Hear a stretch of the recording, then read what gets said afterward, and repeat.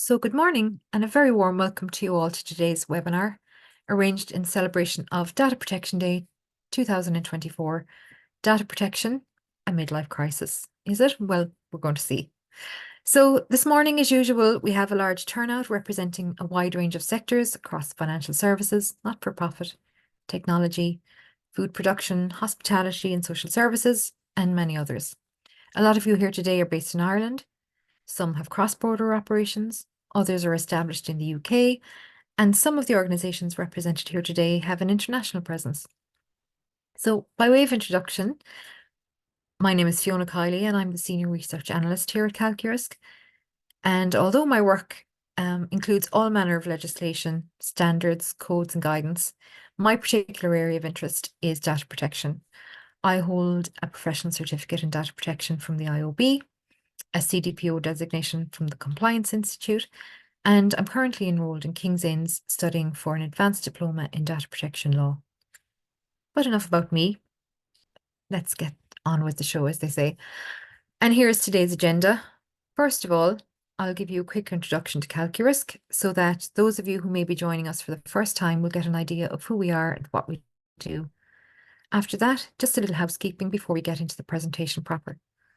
The main part of this morning's session will begin with a look at the Council of Europe, its main stakeholders, and what the COE's contribution has been to the world of data protection. Next, we'll move on to Convention 108, exploring what it is and what it has meant in the context of the protection of individuals with regard to data protection. And here again, we'll look at some of the stakeholders to the initiative and the influence it has had on European legislation and on a wider global level. Our next stop will be looking at data protection regimes across the world and the correlation between the application of Convention 108 and adequacy decisions in the EU. Following that, we'll look at the modernised version of Convention 108, commonly known as 108+, and finally, take a few minutes to reflect on some of the things that are going on in the realm of data protection today, on both sides of the line I've referred to in today's title, is data protection in crisis. So while we're getting settled, and for those of you who haven't been with us before, I'll share a little bit about who we are. We're a team of experienced risk and compliance professionals, and we comprise members of the Institute of Risk Management, the IOB, the Compliance Institute, the Institute of Directors, the ACCA, and ASACA. Some of us have been and are currently involved in the development of standards such as the ISO 31000 Risk Management Standard and the ISO 27001. We design, develop and deliver a governance risk and compliance solution called calQrisk. It's a cloud-based software that's a single point of reference for risk and compliance management and oversight. It also contains a knowledge base of risks and associated controls across multiple categories. calQrisk is used by nigh on 3,000 users across regulated firms and others, including brokers, fund services, over 100 credit unions across Ireland, charities, and other non-profits and NGOs, public sector organisations, independent auditors, educational institutions. The list goes on. So for today's housekeeping, the session is being recorded, as you will have been advised on entering. So in the coming days, you will receive an email with a copy of the slides and a link by which you can access a recording of the session. The presentation today will take about 30 minutes, after which I'll take questions. So if you have any, pop them in the Q&A section, which you should find at the bottom of your screen. So I think we've covered all I need to here, so on we go. Beginning with the Council of Europe. Not to be confused with the European Council or with the Council of the European Union. It did take me a while to wrap my own head around that one. The organisation I'm referring to here is the Council of Europe, which is not an EU institution, but an international organisation based in Strasbourg that was founded in 1949. The mission of the COE is to promote democracy, human rights, and the rule of law across Europe and internationally. Back in 1949, when it was first established, it had 10 members. They were the 5 signatories to the Brussels Treaty. So that's France, Belgium, Luxembourg, the Netherlands and the United Kingdom, along with Ireland, Italy, Denmark, Norway and Sweden. And over the 75 years since its formation, membership of the COE grew to 47 European states, though currently it's 46, due to withdrawal by Russia on the 15th of March 2022. And there are also 5 observer states, and those are Canada, the Holy See, Japan, Mexico, and the United States.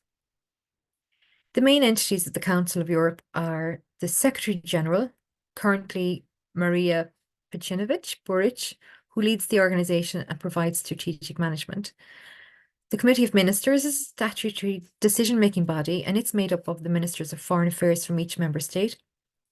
The Parliamentary Assembly, also known as PACE, comprises 306 democratically elected representatives from the 46 member states.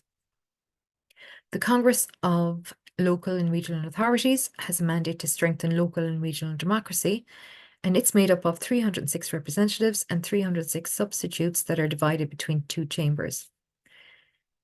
Then we have the European Court of Human Rights, which rules on individual or state applications. Its current president is Judge Shifra O'Leary. The current Commissioner for Human Rights is Dunja Mijacevic of Bosnia and Herzegovina. She will be succeeded on April the 1st by another Irish legal expert, Professor Michael O'Flaherty, who was elected by the Parliamentary Assembly at its plenary session in Strasbourg on last Wednesday, actually. And then we have the monitoring and advisory bodies, which include, on the monitoring side, the European Committee of Social Rights, the Group of States Against Corruption, or GRECO, the Cybercrime Convention Committee, and the Consultative Committee on Personal Data. And on the advisory side are groups such as the Venice Commission and the Consultative Council of European Judges.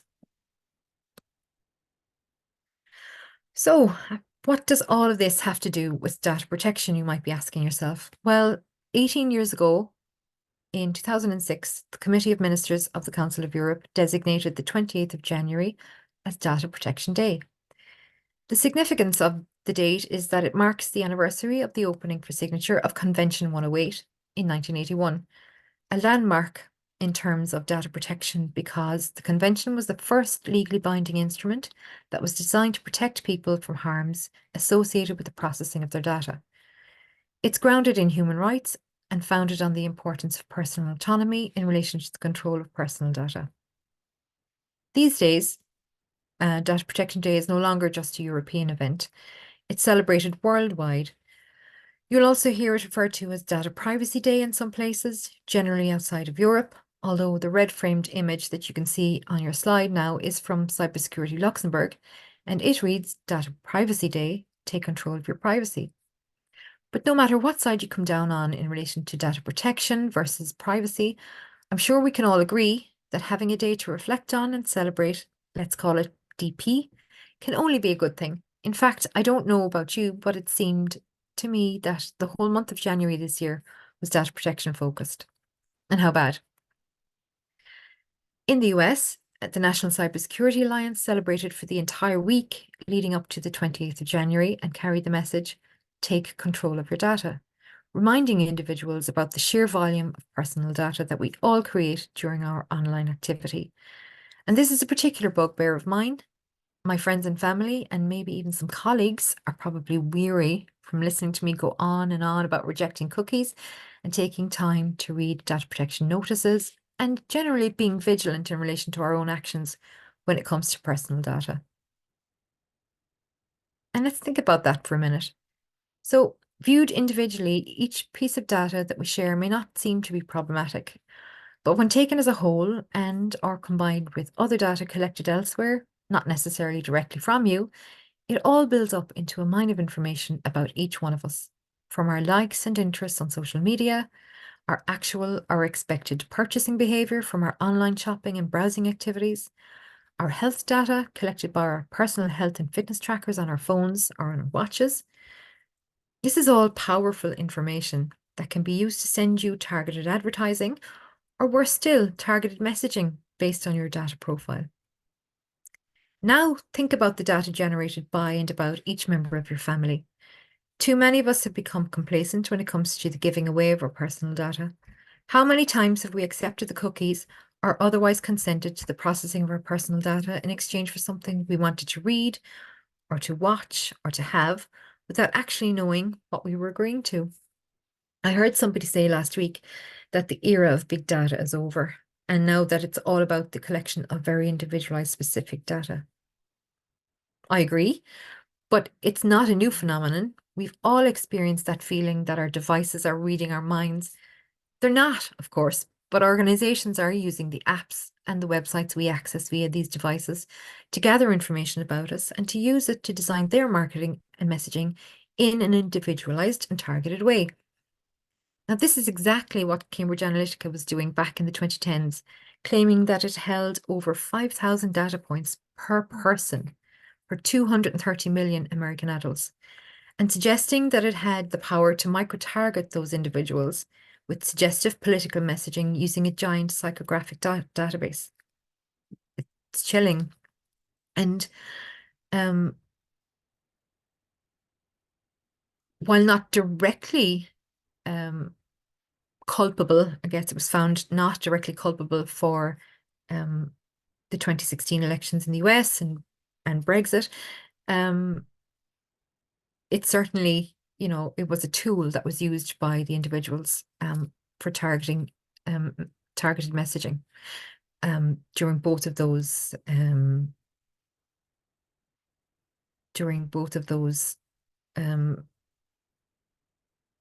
political goings on. So, by the way, if you haven't seen the docufilm about the scandal, The Great Hack, go seek it out on Netflix. I'll put a link to it on the bibliography slide.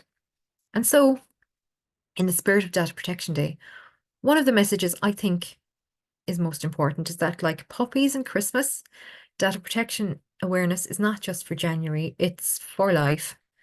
Maybe we can think about becoming a data protection champion at home with our friends and family or at work with our colleagues, and remind them that their data has value and that it's better to be aware of who it's being shared with and where and why. The data protection community has been particularly visible, as I said, this month of January, and you've probably seen and perhaps attended other Data Protection Day events. Last Thursday, I attended one. It was a one-day event in Brussels, hosted by the Council of Europe, with the CPDP and the European Data Protection Supervisor in celebration of Data Protection Day 2024. The programme was amazing. It included panel discussions on Convention 108 Plus, the rights to privacy and data protection in the digital age, ensuring children's data privacy in virtual playgrounds, challenges arising from divergences between the European Court of Human Rights in Strasbourg and the European Court of Justice in Luxembourg, and the future of digital governance through a cross-regulatory lens. It was a full day of panel discussions and, of course, informal chats over coffee during the breaks with fellow attendees and panelists. And those panelists included noted individuals in the world of data protection from academia, data protection supervisors, civil society, public bodies and NGOs, private enterprise, the legal profession, the judiciary. And it was clear to me, coming away from that event, that our data protection rights, while we may not always be tuned into them, are being well looked after. So let's now have a look at Convention 108. Conceived in the 1970s and in negotiation for 4 years, the Council of Europe's Convention 108 was open for signature on the 28th of January 1981. It's referred to as Convention 108 because it was the 108th Treaty of the Council of Europe, and its official title is a bit of a mouthful. It's the Convention for the Protection of Individuals with regard to automatic processing of personal data. This convention came about at a time of technological change and in response to a growing awareness in Europe and around the world that there was a need for a legal instrument to address human rights issues around data processing. The convention is principles-based, it's human-centric in its approach, it puts the individual at the very heart of the matter.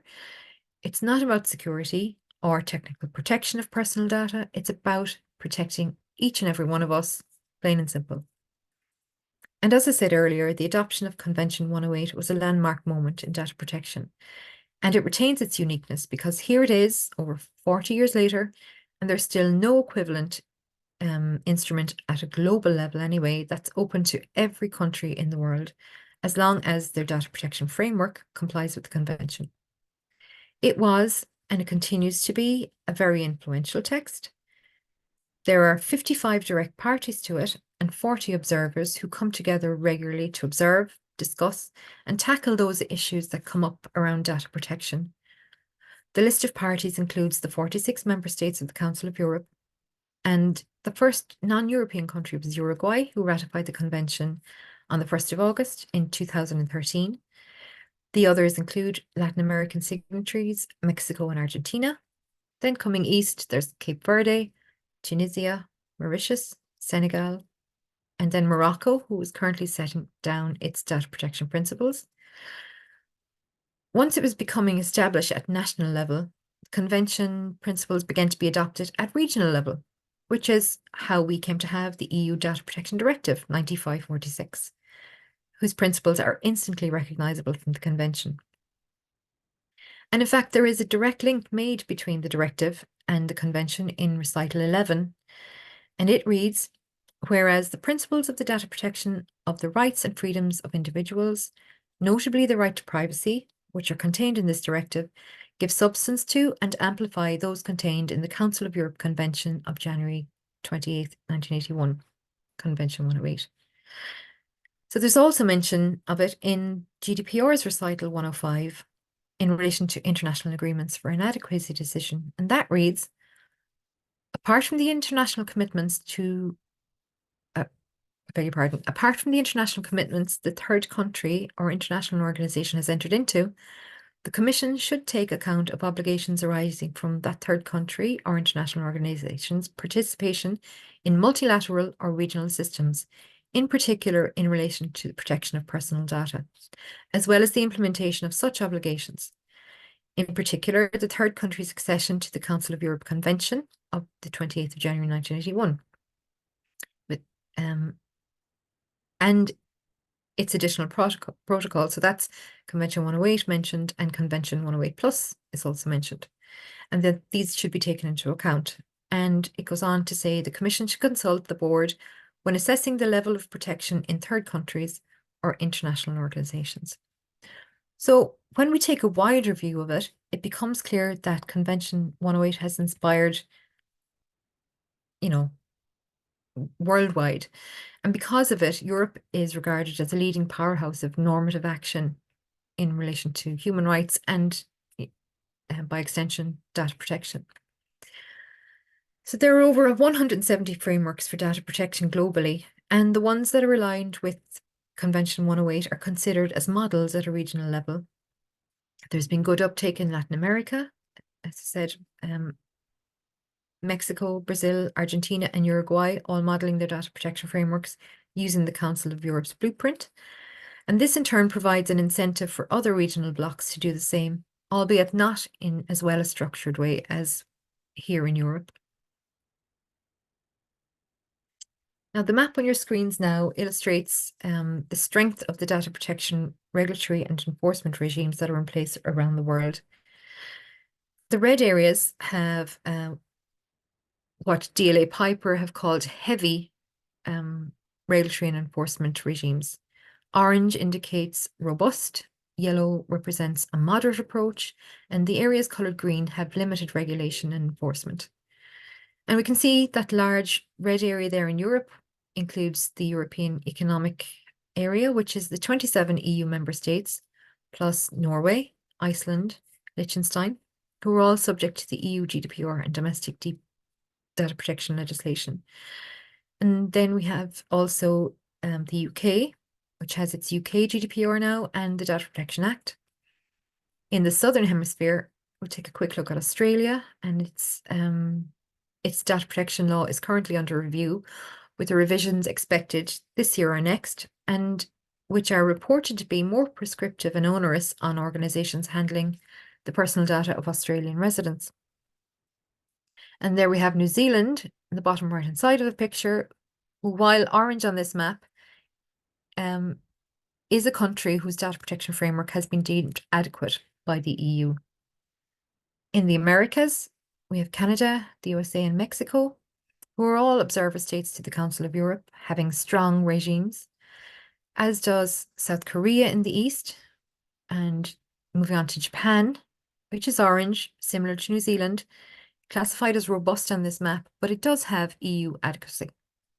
Then we can also see China and Singapore, both indicated red here on this map. And just a note, I suppose, on Russia and China, while these countries have taken inspiration from Convention 108, because of political idiosyncrasies, their frameworks aren't considered to be on the same level as the Convention.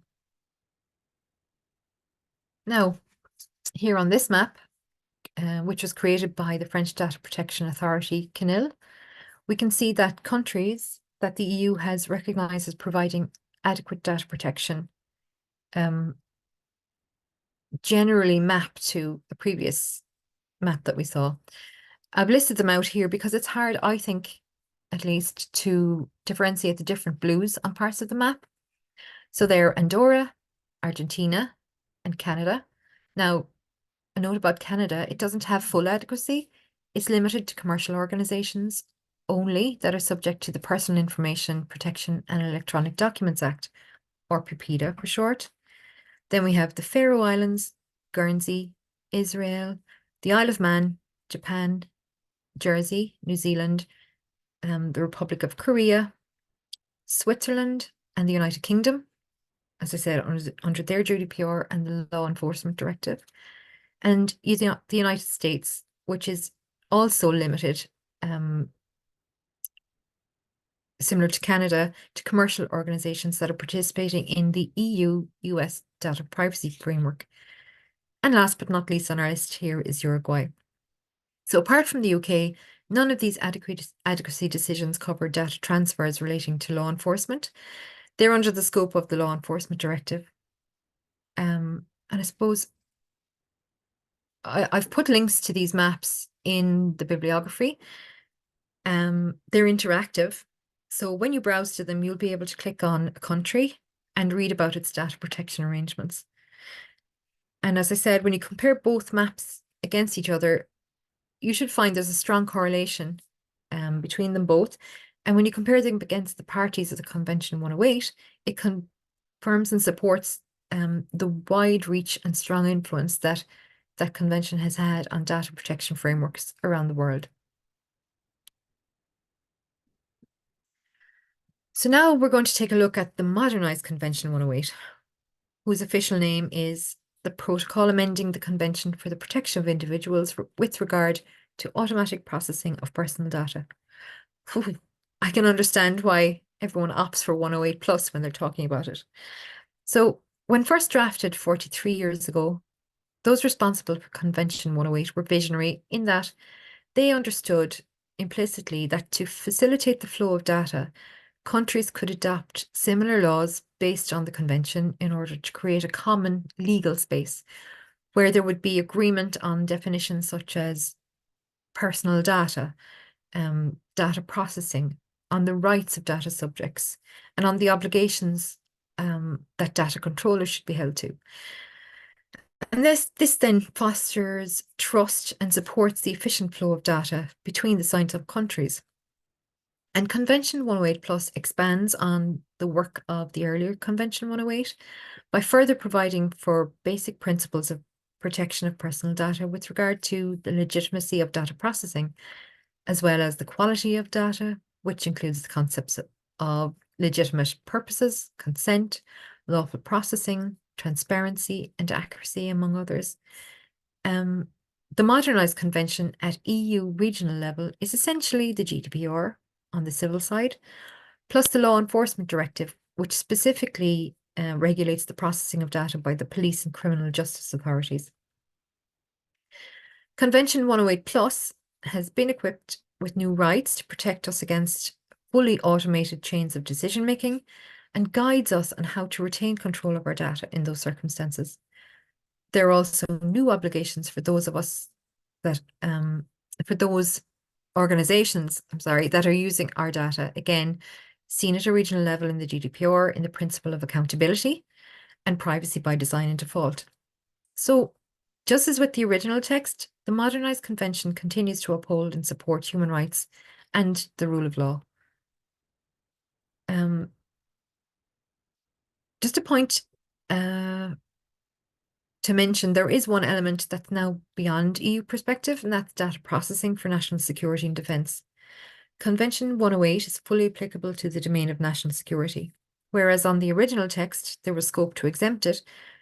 This will no longer be the case under Convention 108 plus. As what this means on a practical level is that national security regulations must be checked article by article against the convention to determine whether national security regulations are consistent with Convention 108 plus. And countries must ensure that when appointing their oversight bodies, that the whole of national security domain falls under the remit of that body. There are other issues more relating to national security and other things, but we won't get into them here today. There are enough number of documents, again, listed in the bibliography, should you wish to explore that topic further. So 31 countries have ratified Convention 108 so far. 15 others have signed but not ratified. 38 ratifications are needed in order for it to be enforced. Ireland is one of them, and the UK, along with Belgium, Czech Republic, Greece, and others. And now, as it's Data Protection Day, week, month, and an election year in Europe, it's a good time to lobby your MEPs, and in particular those looking for re-election, and ask them if your country's on that list, if it intends to ratify Convention 108 plus, because, the general feeling and my own opinion is that it's essential that this happens to maintain, improvements in, as I said, data protection and human rights generally in relation to data processing across the world. So, before we finish up, I'd like to reflect on a little bit the current state of play. How will data protection hold up against what seems like an onslaught of new technology, particularly in the AI whirlwind we're currently in? Now, there's no doubt that the body of legislation around data protection is strong, particularly as we've seen here in Europe and in other places around the world, but there are tensions. For instance, between the principle of data minimization and the huge quantities of data processed in AI systems. And while there may be gaps while we wait for new regulation, there are existing instruments such as Consumer Protection Code, competition law, market abuse regulation, employment legislation, and others that can be relied on for remedies should they be needed. One place where things are not so strong is in enforcement. Well, that's not entirely true. It's more that there are inconsistencies. There certainly are strong data protection authorities, but then there are data protection authorities who are severely under-resourced, and others where a large part of their resource is spent tackling a small percentage of the controllers in their jurisdiction. Take Ireland as a case in point, and the disproportionate number of tech giants who have their European headquarters here. Not forgetting OpenAI, who announced last September that they would be opening a Dublin office, and they're currently actively recruiting. So can you imagine being the DPO there? After an eventful 10-year term, our own Data Protection Commissioner, Helen Dixon, will be exiting in February to take up her new post in Comreg. I'd like to take the opportunity to wish her every success, as I'm sure we all do, in her new role. And her shoes will be filled by 3 new pairs, with the expansion of the Data Protection Commission to 3 commissioners. At that CPDP conference that I mentioned, that I attended last week, one of the panels I attended was called A Tale of Two Courts, Lessons in Data Protection from Strasbourg and Luxembourg. It was a fascinating discussion, opened by Nora Ní-Lidón. She's from a professor at the University of London, and her presentation was called Elephant in the War Room. And she was joined on the podium by Carsten Benn from the German Federal Data Protection Authority, Professor Johann Calwart, Deputy Grand Chamber Registrar at the European Court of Human Rights, and Robert Spano, former President of the European Court of Human Rights and a partner in Gibson Dunn in Paris and London.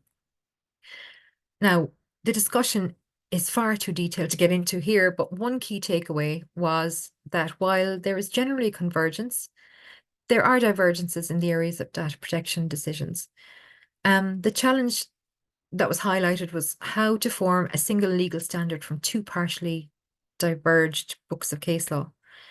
And it was said to be a particular challenge for domestic judges because, of course, that's where the practical application of the law happens. And on the one side, um, some parties are saying that we should always look to the Convention and the Convention on Human Rights.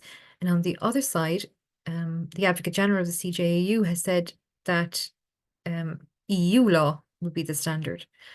So that'll play out. I'm sure, over time things will converge, and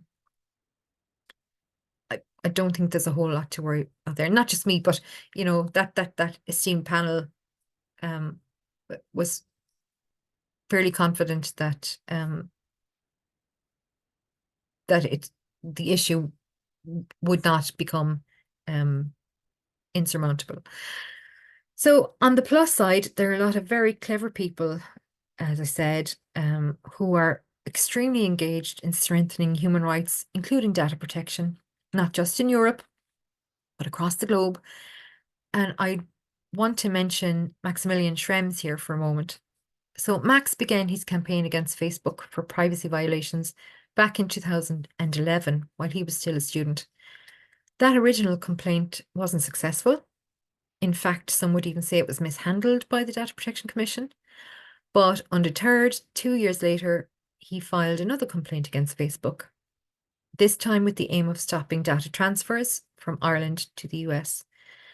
This led eventually to the Court of Justice of the EU declaring the EU-US Safe Harbour Agreement invalid, and the case became known as Schrems 1.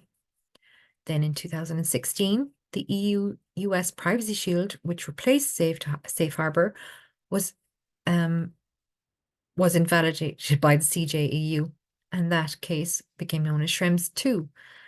And there have been reports lately that he's planning to challenge the latest EU-US agreement. So watch out for that, because it would be a very interesting thing to pay attention to. Now, a little bit about, I'm going to call it the noise, but the media and experts out there are interspersed with plenty of naysayers who would have us believe that data protection's end is nigh. It has been suggested that the GDPR may not have gone far enough, particularly with regard to AI. That may be so, but there